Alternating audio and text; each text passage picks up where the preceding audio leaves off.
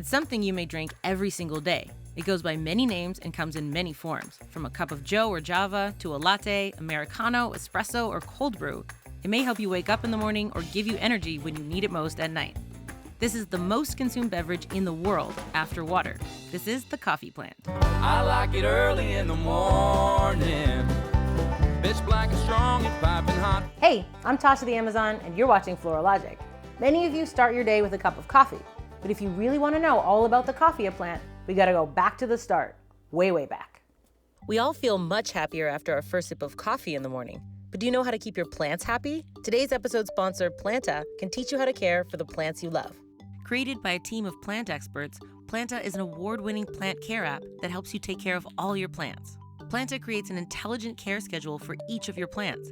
You'll receive notifications when it's time to water, mist, fertilize, repot, and provide other recommendations to maintain your plant's health. How awesome is that? If you need some more immediate help, Dr. Planta can quickly diagnose what's wrong with your plant and set up a treatment plan. Planta even has a built-in plant identifier and light meter. It will be able to tell you exactly which type of plant you have and identify what kind of light is on your plant's exact position and site. You probably think this can't get any better, but it does. With the new Discover feature, I'm able to see personalized plant content that gives me new ideas and inspiration to grow my plant collection. Click the link below to download Planta and get started with your own care schedule. Keep your plants alive with Planta. The coffea plant is said to have been discovered around 850 AD. Legend has it that in Ethiopia, a goat herder named Colin noticed his goats were acting in a strange way, even the oldest among them having lots of energy in the midday sun. He then noticed they were eating red berries. These were coffee cherries, the red fleshy berries covering the green coffee beans, the seed of the coffee tree. Colin introduced the berries to monks who were looking for a midday prayer pick-me-up. The monks boiled the beans, and the rest is history. Coffee spread from monastery to monastery, country to country, and continent to continent. Today, coffea plants are cultivated in tropical areas around the world. The coffee tree is part of the subkingdom of plants known scientifically as the angiosperm. This means the plants reproduce via seeds kept in small box-like compartments known as the ovaries at the base of the plant. There are over 100 species of coffee.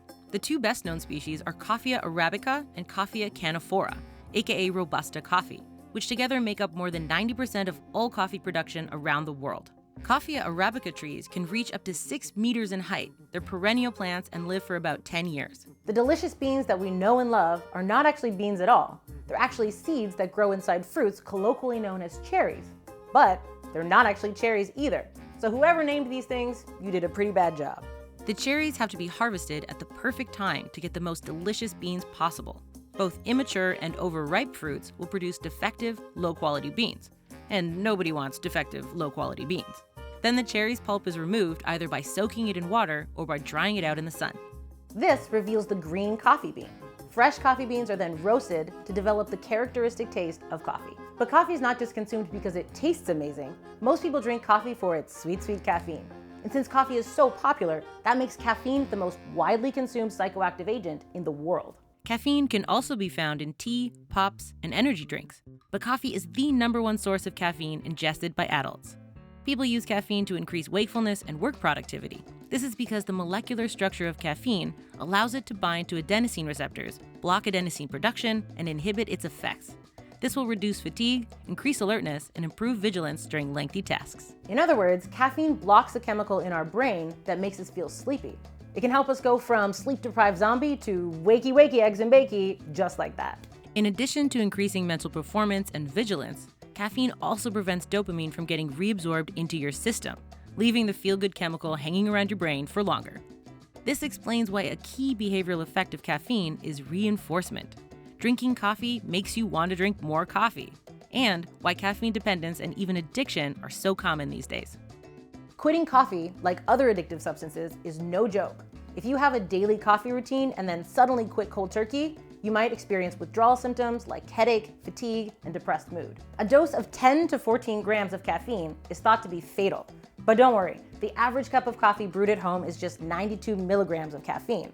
So you'd really need to be chugging the coffee in order to have a fatal overdose. Think 150 cups in a short amount of time. So the next time you're cramming late night for an exam, keep it to 149. All kidding aside, a limit of 400 milligrams of caffeine, or around 4 cups per day, are recommended for adults. Or if you really love the flavor, you can drink decaffeinated coffee. which is made from coffee beans that have been steamed and then rinsed repeatedly with a chemical solvent to flush away the caffeine. And speaking of flushing, if you've ever wondered whether your daily cup of coffee makes you poop, you might be onto something. Coffee is a natural laxative. Researchers still have a hard time putting their finger on exactly why coffee does this. One study shows that coffee relaxes the anal sphincter, while another shows it makes muscles in the large intestine contract. The same effect has been seen with decaffeinated coffee, so it's pretty unlikely that this happens just because of caffeine. Another long-debated effect of coffee is that it counteracts the effects of alcohol. That is to say, some people believe that if you have a drunk friend who needs to sober up ASAP, you better get them some coffee. Coffee definitely doesn't get rid of the alcohol in your system, and caffeine plus alcohol can actually make for a dangerous combination in your brain. Caffeine may perk you up and make you feel less intoxicated, but it has no effect on the metabolism of alcohol by your liver. So that means you might feel more alert, drink more alcohol, and end up even more impaired. Be warned, coffee is not in fact an antidote for intoxication. A powerful little plant that's become a vital part of many of our lives. But all this talk of coffee has me jonesing for a cup, so I'm headed to my local coffee shop.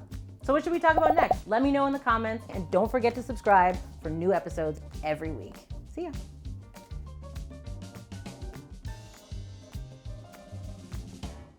He then noticed they were eating red cherries. These were coffee beans. The red fleshy berries covering the cherry. Hairy. This means the plants reproduce by seeds kept in small box-like compartments, known as the ovaries, at the base of the plant. But coffee's not just consumed, so it can help us go from feeling like a sleep-deprived quitting coffee like other addictive substances. So the next time you're cramming for an exam late night, bam. So you'd really need to be chugging the coffee in order, a dose of 10 to 14 grams of caffeine. Another long debated effect of caffeine. Okay. Good to the last drop is good for me.